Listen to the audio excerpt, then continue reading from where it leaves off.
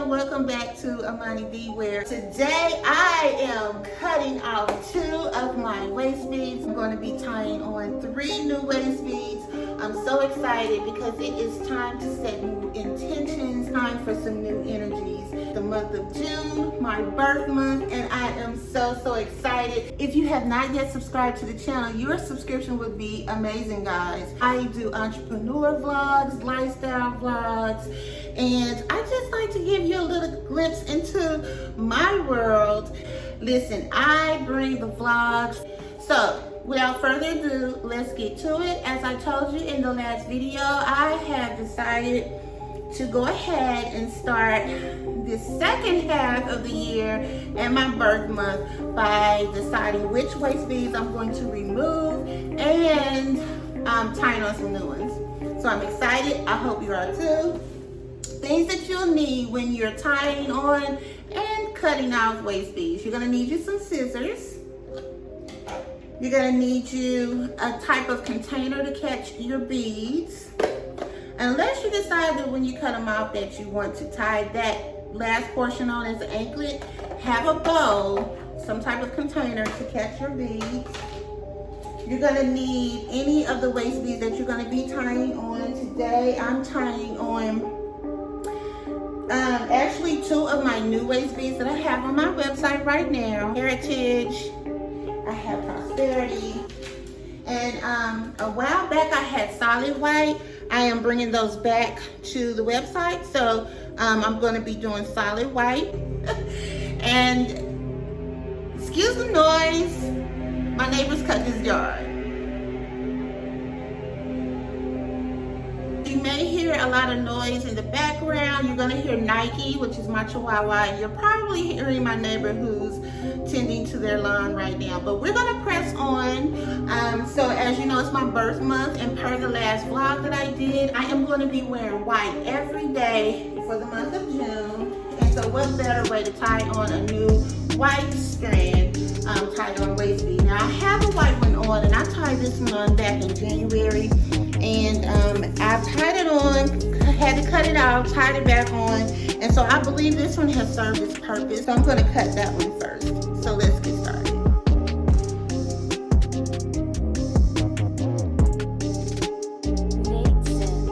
So when I cut, guys, I'm going to cut at the knot.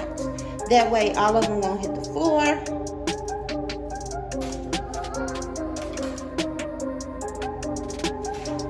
Wow.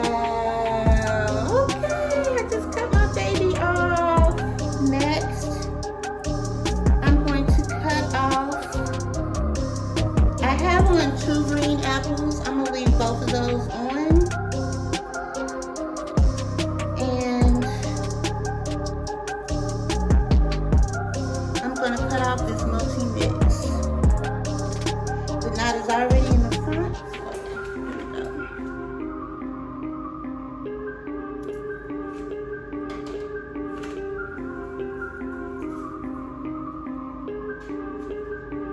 Still intact.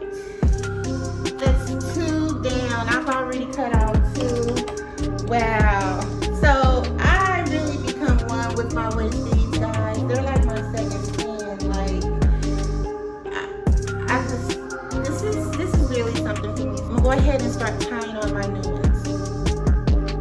When tying on, be sure not to hold your stomach in, and you want to make sure that you push back all of the beads. Push them back so that there's no gaps. Sometimes it can be a little tedious to get your knots in, but just take your time, especially if it's your first time tying. You want to make sure that you tie at least 3 to 4 knots before cutting, and it's very important to do not cut too close to your knot.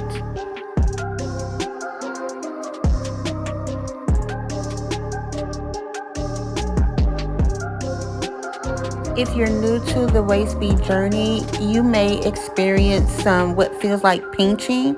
Don't worry about it. You have fuzz hairs, so your waist beads is just tweezing out those hairs. So it is not uncommon, and it is not uncommon for your waist beads to roll upwards.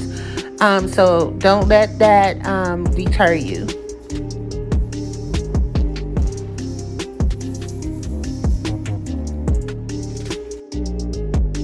about tying on my waist beads, I like to reflect on the why.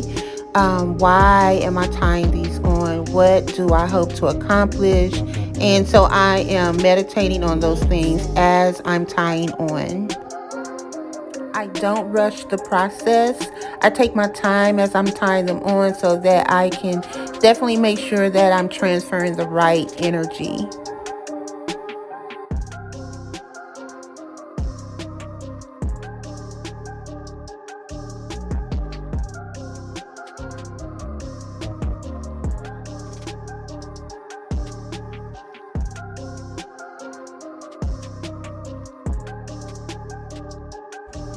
Wonderful, guys. So these are the 3 that I just tied on. I have, you can see, I hope you can see that I have 2 of the knots here. Hope you can see those knots. Now here's the 3rd one. Here's the other knot in this one. Let me turn it around. So here's the knot in this one. And so I have all 3 knots here. As you can see, I have plenty of float room, plenty of wiggle room for them to sit right at my waist. I don't want them too tight, but I want them enough to where I can maneuver them. If I bloat, I have plenty of bloat room, as you can see, guys. When I eat and I'm full, they will roll up to let me know you're full. It's enough room so that if I'm getting ready to sit down, I can actually grab them before I sit, pull them up and sit so that I don't put any pressure on them. Also, guys, when I go to the ladies' room, I can grab them, I can pull them up. So you want to make sure when you're tying that you have plenty of wiggle room. If this is too much wiggle room for you, you can discern what is enough, but you definitely don't want your tie-ons too tight. So I only cut out 2, but I gained 3. So I do have on my elastics as well as my other tie-ons, guys. I am, hold on.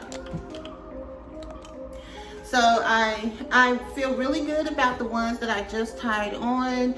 I meditated. I knew exactly why I was tying them on, with the purpose of those particular ones, the meaning of the colors, what that meant in my life at the stage that I'm at now.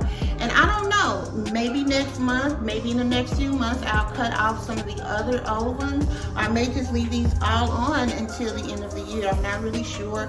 It really just depends on when you're considering if you should cut your beads off or not. It really just depends on you, what stage you're at in your life with those particular waist beads. So I didn't want to keep you too long, guys, but I wanted to say thank you so much for being a part of my Amani Beadwear family, being a part of my Amani Angels. Be sure to check out my website if you'd like to look at my waist beads, and that is at AmaniBeadwear.com. I just want you to know that you are worthy, you are amazing, you are loved, and you are appreciated. Until the next video, I will see you then.